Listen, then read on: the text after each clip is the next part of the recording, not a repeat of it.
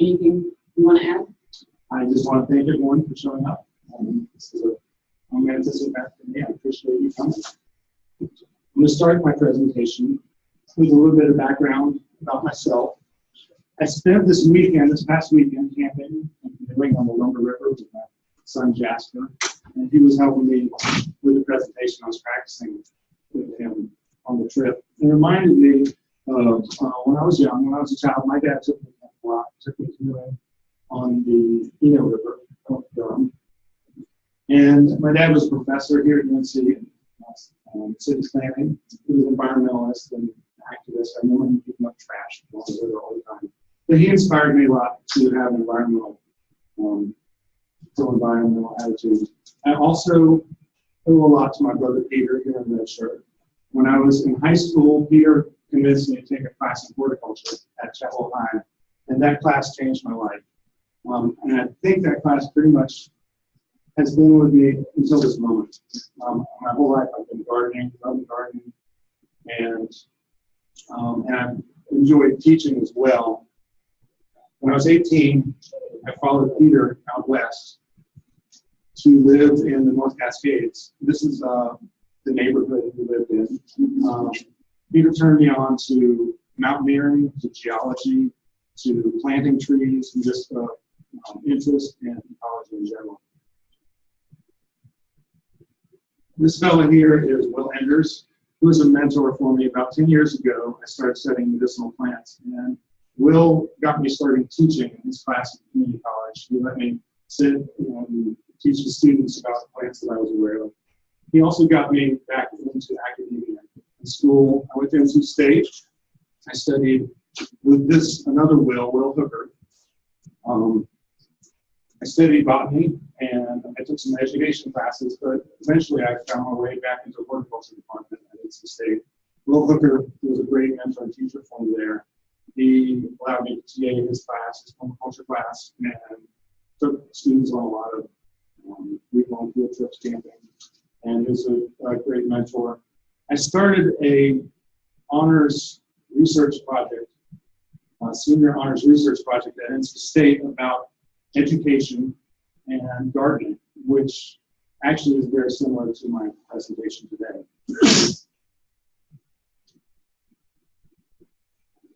Nowadays, I have been working with a lot of students at Carver High School. This is students at the Eco Action Club. We have a garden we built.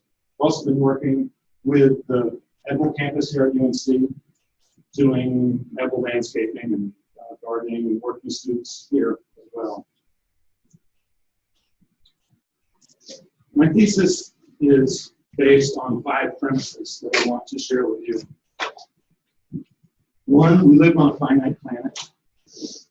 2, society is damaging the ecosystems that support us. 3, using non-renewable resources such as fossil fuels. The human population is exceeding the carrying capacity of the Earth. 4, dysfunctional political and economic systems are unlikely to solve these problems.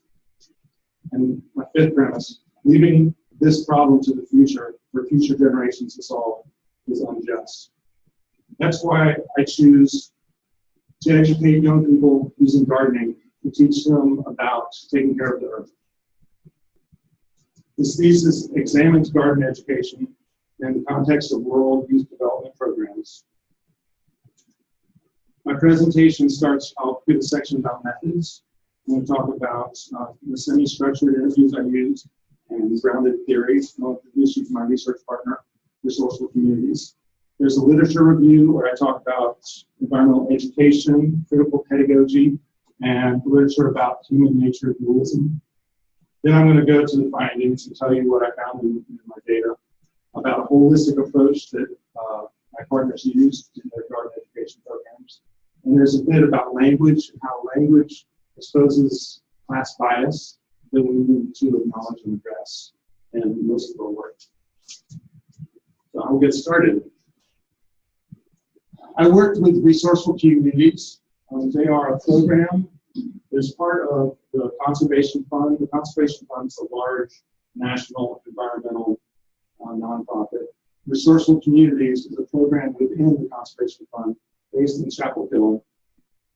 Resourceful Communities supports more than 500 grassroots community-based organizations in North Carolina.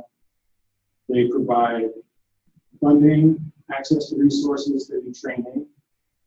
The partners that Resourceful Communities works with are mostly in rural parts of the state where there's a lot of natural resources and economic, a need for economic development. Resourceful Communities uses a triple bottom line approach. They require environmental stewardship is one of the legs of that, social justice, and the economic development piece. All the partners that they work with have to cover all three of those pieces of triple bottom line sustainability. I met Resourceful Communities, the people there, during a class that I took through the School of Social Work on community development. Kathleen, the director there, and some of her staff came to help teach the class, and they also connected each student in the class with one of their partner organizations to do independent projects. The goals of my research, let's see. I kept up with Resourceful Communities after that class, and Kathleen pitched me an idea of putting together this field manual, garden education field manual, that could be used by all their partners in teaching youth about gardening. And that informed and drove my research. So my research is intended to contribute to the field of environmental education. It's intended to improve my practice as an environmental educator and inform the creation of a garden education field manual. With that in mind, I have 3 research questions. What educational philosophies are present within the practices and teaching materials of Resourceful Community partners? What are the strengths and challenges that they face? And how can these findings help me create that field manual?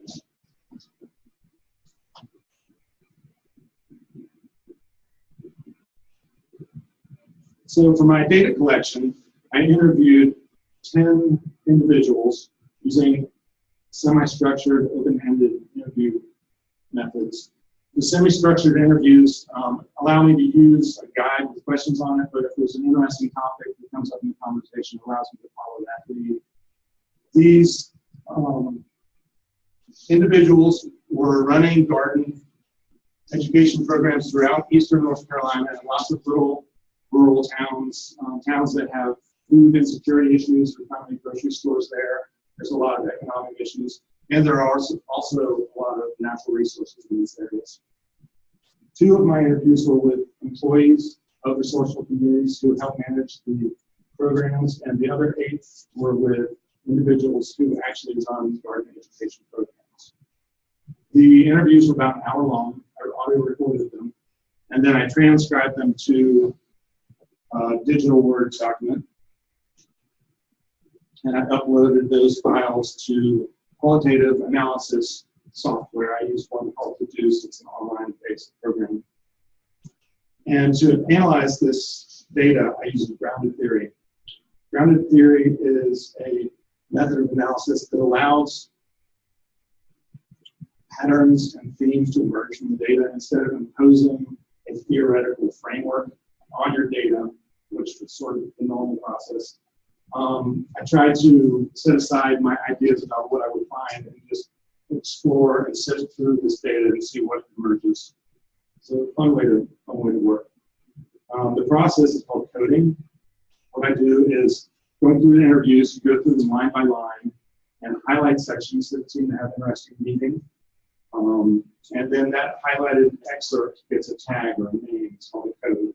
After going through all the interviews, build up a number of codes. I had 79 codes in the end. And they're all, it's nice because the software groups it together and it's easy to manage groups. So at that point, I looked through the codes and tried to find patterns, tried to find groupings. There's a large group of educational codes and groups about people. So that's the coding process. Before I go in to tell you what I found, I'm going to go do a literature review for you. So my literature review started with exploring environmental education. I was immediately drawn to this work of Louise Chawla. She came up with an idea called significant life experience. Chawla interviewed environmental activists across all around the world. She found that there was a common theme in their lives. They often, at an early age, had experiences in nature, positive experiences of nature with an adult, a parent or a mentor or a teacher that showed them a caring relationship with the natural world. So she believes that that is one component that can lead to positive environmental behaviors as an adult. I also was interested in working with teenagers. I just like that age group. I found that teenagers were underrepresented in the garden education literature. So I was looking at some developmental psychology literature and found an author, Jeffrey Arnett. And Jeffrey Arnett comes up with this idea called emerging adulthood. He says that teenagers, age 16 and all the way up to mid-20s, are in a developmental stage of life called emerging adulthood. And it's important because that's often where we develop our personal identity. And it's especially important in my research because as we're a worldview, we form our worldview. Worldview is important. Worldview is a set of beliefs about who we are and how we relate to the world around us. Our dominant, society's dominant worldview separates humans from nature. And many of the writers who influenced me, here they are, they believe that this separation from nature, this illusion of separation from nature is, they attribute that illusion of separation to many of the ecological crises that we face today. So this is why working with teenagers who are developing worldview is an important age to work with in this work. Going back to environmental education, in the 1970s, environmental education was focused on changing people's worldviews. There was an idea called new ecological paradigm that came out. A lot of people were trying to envision a holistic worldview where humans were part of nature. However, in the 80s and 90s, environmental education took on a different direction. It was dominated by a field called education for sustainable development. And the critics of that approach say that education for sustainable development was dominated by a capitalist paradigm, and it didn't challenge the notions that of power, political power, and oppression that are part of the operation of our society. At the same time that was happening, in South America, there was an educational approach called critical pedagogy. And critical pedagogy, it's a philosophy of education that applies concepts of critical theory and sees teaching as an inherently political act. Critical pedagogy rejects the neutrality of knowledge. Issues of social justice and democracy are not distinct from acts of teaching and learning. So this was sort of a radical departure in education that I was drawn to. Critical pedagogy led to another environmental field called ecopedagogy. Ecopedagogy is important. To me, I based a lot of my teaching philosophy on ecopedagogy. It incorporates social justice and this idea that knowledge comes in lots of different forms. That you've got to use indigenous knowledge, not just scientific knowledge. And ecopedagogy also tries to incorporate a northern academic, scientific perspective of the environment to get those eco-literacy and systems thinking pieces into the education approach. I'll talk more about ecopedagogy in my conclusion. In around 2000, sustainable education, not sustainable, environmental education was becoming fractured. There were a lot of different approaches. There was education for a sustainable future, education for sustainable development, lots of different approaches, and conflict arose on what's the best approach and what's the purpose of environmental education. One writer who I really appreciate a lot, Richard Sterling, analyzed this problem, and he attributed the conflict to contradictions in different paradigms of education and approaches to education. I have a table here that I'm going to go over. slowly with you. Sterling identified two basic opposing approaches to education: constructivist and constructivism.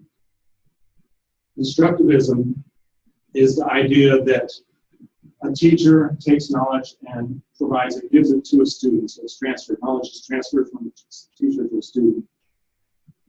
It is focused on outcomes. It's outcome-based. I think of standardized testing in public schools. It seeks behavioral change in the student. That's how you know it's working, if the student is able to pass a test or do some sort of activity. It reflects instrumental values. That means the education is an instrument of some external goal. Environmental education idea is if we give students certain information about the way the environment works, they might care about the environment and then take actions that will help, recycling or turning off lights. That was sort of the thinking of traditional environmental education approach. At the bottom, the content, this is just shortening for me. This is the way I think of these. Constructivist is content-based. It's about the content of the education. The other orientation of education is called constructivism.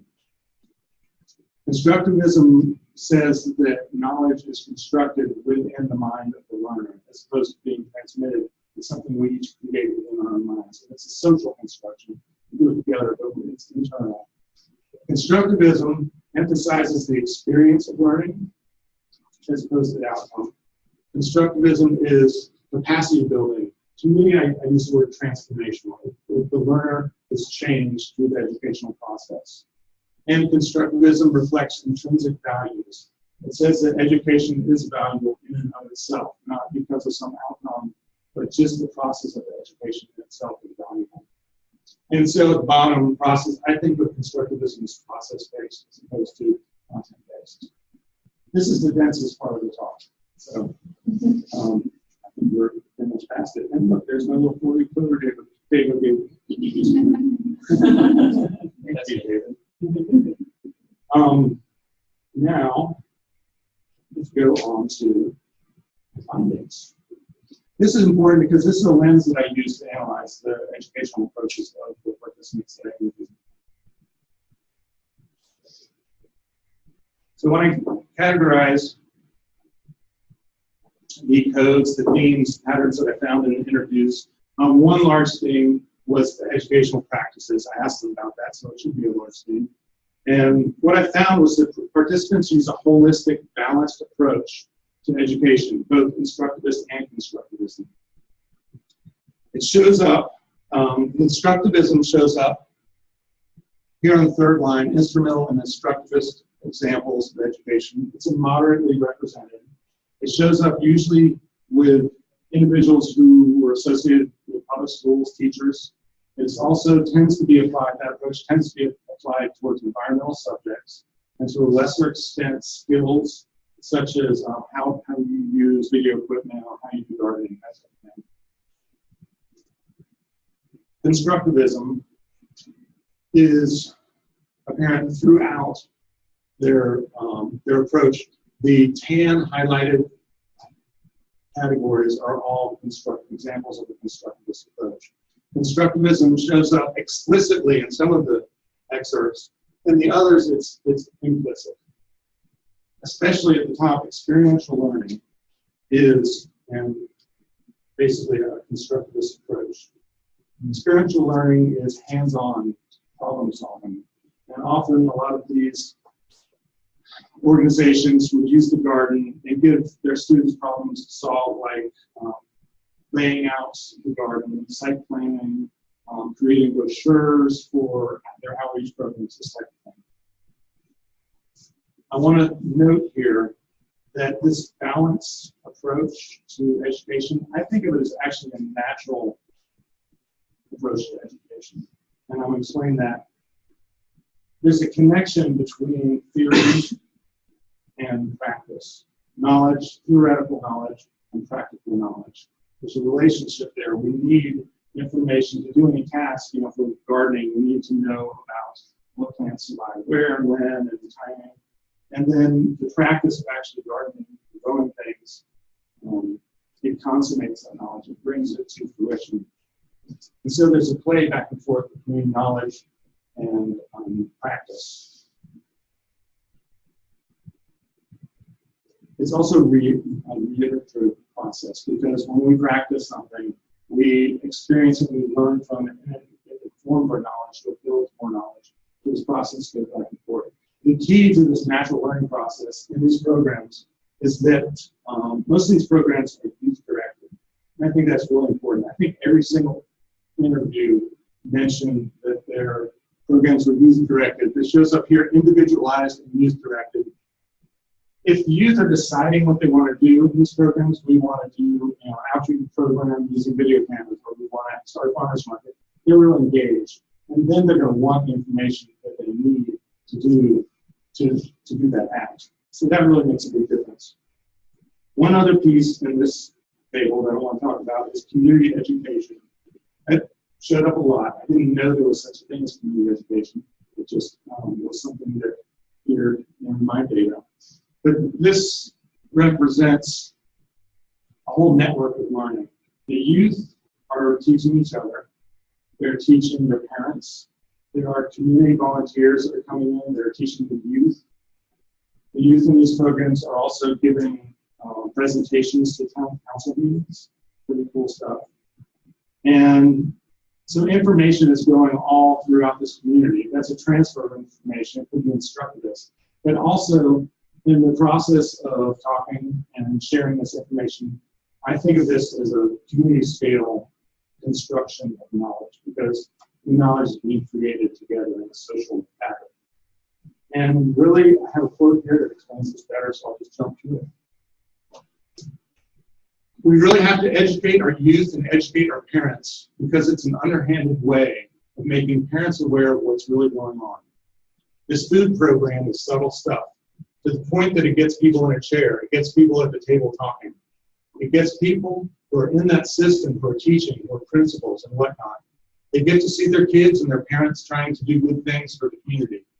If you're the person conducting or working with this group, you have to pat them on the back. The principals and the school teachers, and tell them how wonderful they're doing. It creates a climate where everybody can see what the village looks like. I just really love that. They're creating a mutual understanding of their community together.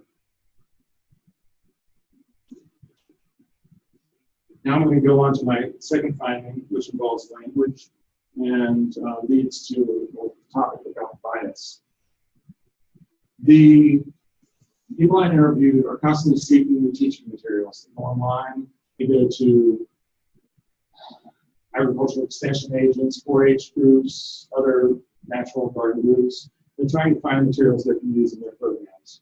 There's often a problem with the language in these materials they find. It's too technical, there's too much academic jargon. They're trying to find materials that just use basic language. And it's difficult to communicate across class boundaries. These areas I'm working in are rural, working class parts of the state. Therefore, a lot of minorities. So there's this class separation that happens when you have professionals, academics, researchers come in and try and work in that community. My presentation has complicated language in it. Imagine researchers or social workers or extension agents trying to communicate, not to an educated crowd like this, but in a poor neighborhood. It's just tough, and it exposes the barriers that language create, and eventually exposes the bias that we all have about these places. I talked about the intrinsic value of education. For me, my education here in grad school, one of the intrinsic values that I received was confronting my own bias in this research project. Some of the questions that I asked in my interviews were difficult for me to ask. They felt really uncomfortable. I felt like I was crying and maybe not connecting with them in the way they think. And that's true. Sometimes I pulled a question because it just didn't feel right. And there's certain words that trigger these feelings in my questions. Worldview was one of them. Worldview is kind of abstract, it's philosophical.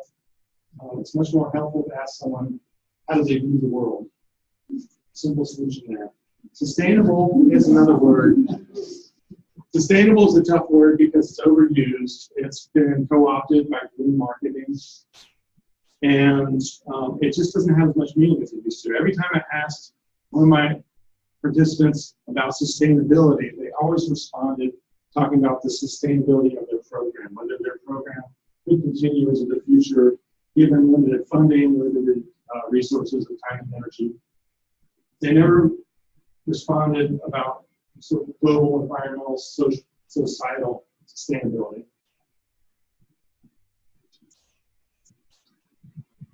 The most troublesome word was environment, environmentalism, or environmentalists. Anytime I use this word in my interviews, many times people laugh nervously or stop talking. They often deflected the conversation away towards other topics. And I wondered what that was about.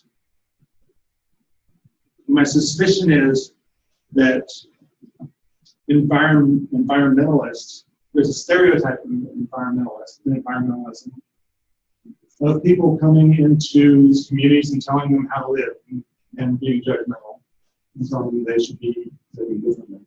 That's my suspicion. I don't know. But I did notice that the word really shut people down. So what do we do about that? I found another word that works really well, nature. When I use the word nature in these interviews, it opened conversation. It invited storytelling. The responses that I got had a warm affect. It was the word nature. So that leads me to this quote here. And I was asking this woman about what she thought about the relationship between humans and nature. She said, "It goes hand in hand. We should take care of nature because we live in it. I don't think we realize, I don't think we're educated enough on the effects of the things that we're doing to nature. All the things that they get you to put on the land are destroying it. The animals don't have anywhere to go. The trees are being cut down and the bears are coming to the surface." When she said the bears are coming to the surface, I immediately reacted, I don't know, I didn't know what it meant. I assumed she meant the bears are coming out of the woods. But it's an interesting phrase. And in the following weeks, when I was analyzing my data and thinking about it, I realized it's not just interesting, it's kind of a beautiful phrase. It's a different view of nature. The bears are coming to the surface. What are they coming out of? It's almost like there's this pool, this giant pool. And nature is underneath the surface, hidden from us.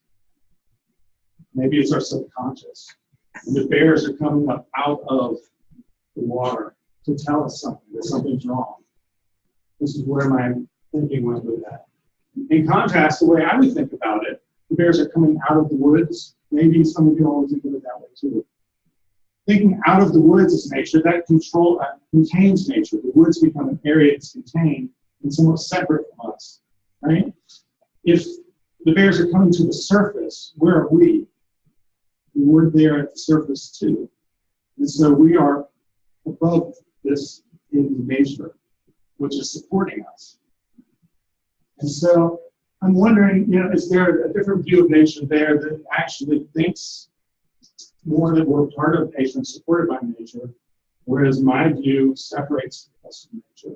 And that goes back to that human nature dualism, separation and unity. William Cronin writes about nature, how nature, the concept of nature is socially constructed, and we all have different ideas about what nature is. Cronin says that elite, urban, educated ideas about nature, pristine wilderness that's preserved out there, disregard views of nature, they disregard the working class rural people that actually live out there, who have been living there for centuries, working the land, living off the land, not to mention disregarding the Native Americans who lived there before that.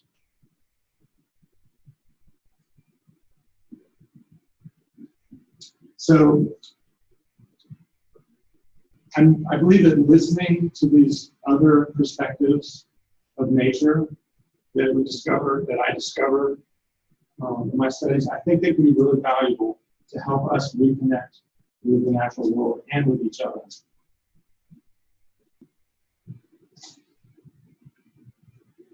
So what's next?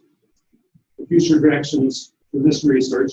I suggest that it would be helpful to delve further into this idea of language and what language helps and what language is difficult, is divisive, and what is helps us come together. It'd also be really interesting to look at this language issue, not just in the communities I've studied, but also in rural conservative white communities.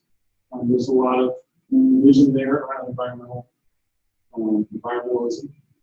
Another piece I didn't talk about is environmental justice. In teaching environmental education, environmental justice is a great way to get young people engaged and excited about environmental ideas. However, it needs to be place-based. It needs to be relevant to their experience.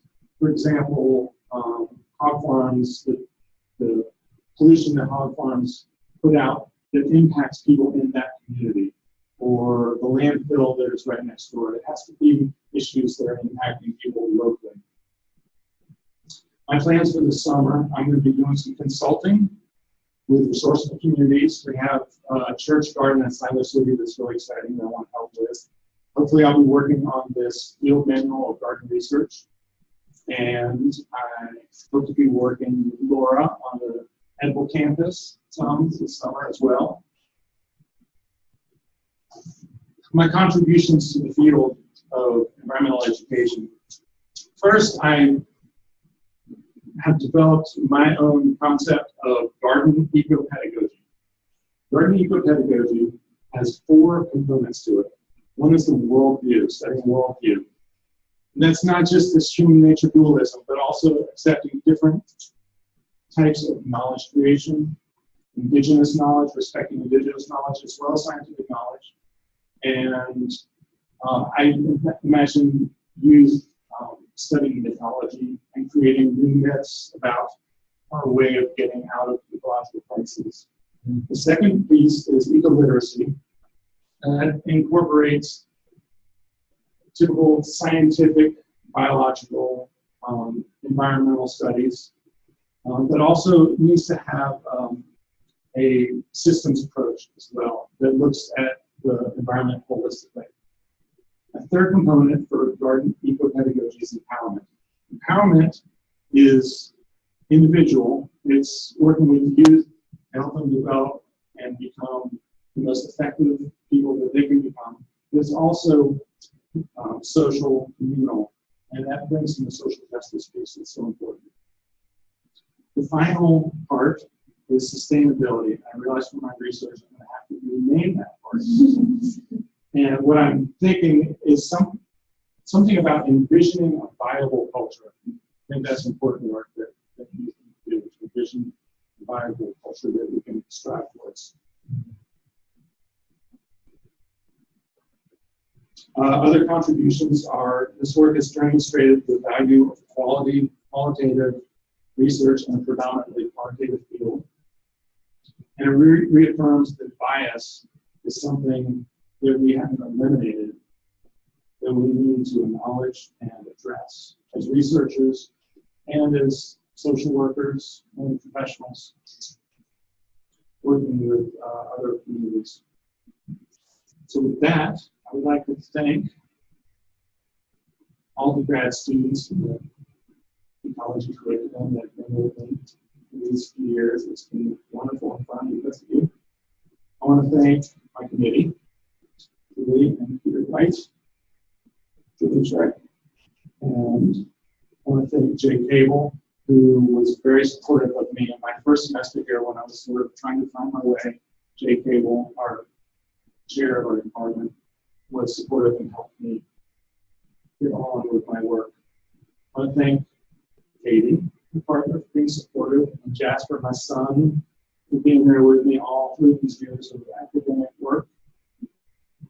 I want to thank my brother Peter for being a great influence in my life, and Barbara Lori, my American 90-year-old neighbor here, who's helped me with editing and inspirational things to read and incredible conversation. I think Resourceful Communities, which is represented by Margaret Conrad up there.